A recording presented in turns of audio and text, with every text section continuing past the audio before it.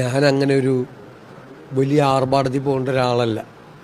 ഞാൻ കരുതുന്നത് ഞാൻ 30-40 വണ്ടിയായിട്ട് കോൺവോയായിട്ട് യാത്ര ചെയ്താൽ വഴിയിൽ നിൽക്കുന്ന ആളുകൾ എന്നെ നോക്കി ചിരിക്കും, ഉള്ളിലെങ്കിലും ചിരിക്കും, പരിഹസിച്ചിരിക്കും.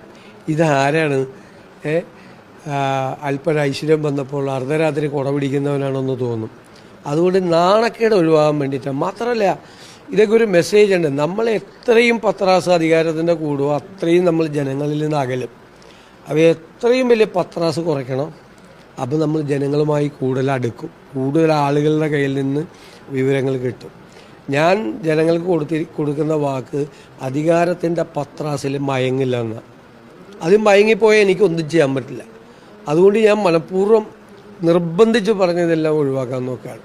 പോലീസ് നേരിടുന്ന വലിയ പ്രശ്നമാണ്. കാരണം മുഖ്യമന്ത്രിക്ക് Z+ കാറ്റഗറിയാണ്, വലിയ സെക്യൂരിറ്റി സംവിധാനം ആവശ്യമുള്ളതാണ്. പക്ഷേ ഞാനത് അനുവദിക്കില്ല. അത് വേണ്ട.